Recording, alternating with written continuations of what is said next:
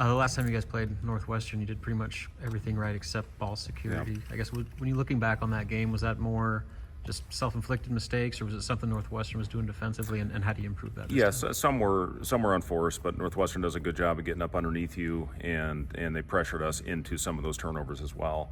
Our biggest thing when we get ourselves in trouble is when we try to play in a crowd and we over-penetrate, over-dribble, and then we allow the team to swarm on us. Northwestern does a great job with their double teams. They come very fast, and they have great physicality in their traps of the post. So, we got to make sure we have outlets, understand where those are, and hopefully take advantage of some of those situations. But, for us on the road, you have to take care of it. We did a good job of that against Illinois. And obviously we did not take care of the glass, and that's ultimately what cost us at the end. So if we can take care of both, like we've done at times, we've had a pretty good chance to win the game. So, it's going to be important to do a better job taking care of the ball. At home, we were able to overcome it. On the road, we probably won't. What is it about Northwestern that they've been as good at home this season as they've been? Well, they're really good, and they're shooting 44% from three in league, and that's an incredible number that they're shooting. And give them credit. They've done a great job of recruiting the right guys into Chris's system. They have a great crowd, and they've once they get it rolling, Boo Boo is home road, whatever it is, he's as good a point guard as there is in the country, setting the table for all those guys, whether it's lobs and Nicholson, whether it's hitting those shooters in stride. Barnheiser, to me, is one of the best players in the league. I just love that kid, the way he plays, and they run great stuff for him. And they've got a lot of quick hitters to get Langborg or their shooters going from the outside. So, again, it's conceptual with this team. They run so much offense. Chris does a great job with that. We just have to be on point. We got to make sure we talk. We need to be a better talking team than we were at Illinois. We missed a couple assignments just on lack of communication. So that has to go up, especially when you're on the road and you don't have 15,000 behind you. I know you're right in the middle of the grind right now, but did you like how you guys got back to it Monday after getting back home late and all that? Yeah, I did. We got back at a reasonable time. I think it was about 10:30 when we got back, and it was right back to work that next morning. And guys showed up. We had a very long film session. We watched film for over an hour on Monday, and then this is a tough stretch for us. We don't have the luxury like we did last week of having hard physical practices. This is more of mental prep. We did get them up and down a little bit today. A couple guys we're being careful with right now, but generally after an off day, we do get them up and down just to get a good sweat, get their lungs burning a little bit, especially on the late game. We play at 8 o'clock tomorrow night, and then we're gonna have to bounce back with another early evening game on Saturday. So this is again a tough stretch. I think we're the last bye week of any team in our league, and we just got to go out there and compete and give ourselves a chance. How are the bodies holding up, Fred, with the travel and the 3 road games in a 4-day stretch? Yeah, guys are doing okay. It's a resilient group. They bounce back. We watched a lot of things on film, and there were several things we could have done to win that game, and that's what stings. That really hurt.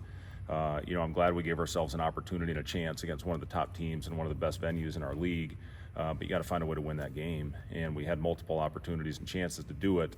And, those are the things we have to find a way in these last 8 games, 4 on the road, 4 at home, continue to take care of PBA and find a way to go out and get a couple road wins. And we knew this 4-game stretch was going to be incredibly difficult with at Maryland and Wisconsin, number 6 team at home, and then 2 very tough road games to finish off this stretch. So just got to go out and find a way to compete, give ourselves a chance, and hopefully execute well in the last couple minutes. Going back to Bowie, you guys defended him about as well as anybody has this season. What did you do so effectively against him, and how do you translate that into the rematch? Well, he hit 7 threes against Purdue in the last one, and then was unbelievable in his last game against Minnesota as well. So you just have to try to make him take tough shots, and he's going to make some of them, and those can't get you deflated. He's so good when he gets to that right hand and his floater from 15 to 17 feet. It's a shot that nobody else in the country really shoots, and you have to try to make those contested, and you can't hang your head when he's out there making tough shots. You just can't give him everything. You can't give him the rim, and you can't give him uncontested threes. You just try to make him take those tough contested mid-range shots. How good was it to see Kaycee kind of do what he does? Yeah, it was great to see Kaycee, and I thought it was even better that our guys looked for him and tried to find him. And once he got it going, it was great to see him knock down that first shot in the corner. And generally when he does that, he has a good night. So for Kaycee, playing with confidence, playing with that swagger that all radiates to the rest of the team when he's in that type of groove. So Shannon guarded him. I mean, I talked to Brad Underwood the next day. He said Shannon came in a lot and said, I don't know how he does it. I'm gassed. It was like the kid never stops moving. So we just have to continue to find him, get him off screens. But I thought our guys made a real conscious effort to find him, especially when he got heated up. How's Eli coming along? He's getting better. He's still not doing anything live. Those high ankle sprains take a long time to recover from.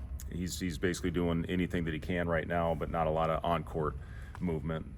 Making good progress and hopefully get him back on the court next week. How do you think you were able to respond to the adversity, the road environment, better at Illinois than in previous away games? Well, our guys, we talked about in that last huddle. I think there was 3:40 left in that last media timeout. We said they can't score. If we want to have a chance to win, they can't score the rest of the game. And we did that all the way up until 3 seconds left when the foul occurred, and that was the 1 point they scored. And we executed. I thought our guys did a nice job of not panicking and going out and executing, not taking quick shots, but getting good looks out there. And the other thing that cost us, guys, I mean, we were 13 of 31 at the rim in that game the other night. You find a way to make a couple of those layups, and again, we're feeling pretty good about ourselves right now. So getting there, the offense is designed to try to get shots in that restricted area in open threes. We did a pretty good job. I think we made 12 threes, but when you shoot under 50% at the rim, a lot of those really good looks, it's going to cost you and bite you at the end. So, those are things we got to do better. But as far as the resolve, I thought our guys were locked in, engaged all the way through that game. And again, that's what gives you a chance to win on the road. You didn't have Jawan the first time you played Northwestern. How does that kind of change what you guys want to do on both ends? Well, we need him out there, and physicality in this league is better than any other in the country, and we're going to have to play that big lineup a lot down the stretch. I don't know exactly how we'll do that with this team, what the rotations are going to look like, but Jawan he gives us a whole nother element out there, and we need him to be a better offensive rebounder. That's things that he can do.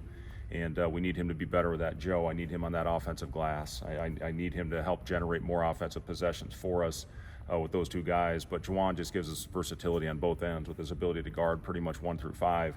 And then, giving us the physicality, hopefully on the glass. I think he was the one that led us with 11 the other day. But, yeah, he definitely makes a difference for our team. Fred, there's like 6 or 7 teams separated by like a game and a half in the Big Ten. Yourself and Northwestern's in that group as well. Do you feel like, beyond the records, that all these teams are fairly even from a competitive standpoint? Yeah, I think top to bottom in this league, and Purdue, Wisconsin, I put Northwestern in that upper tier, certainly Michigan State. I think there's so much parity. Illinois is up in that group, but you look top to bottom. I mean, Michigan's had a lot of chances to win games, and I think they've got the least amount of wins, but they've been right there in every game they've played. Penn State's won a couple in a row by 15 on the road, so they're hitting their stride, playing great basketball. Minnesota, what they're doing right now, they're right in that mix. So everybody, it's top to bottom in this league, and you better be ready every time you step on the floor. Thanks, guys. Thank you.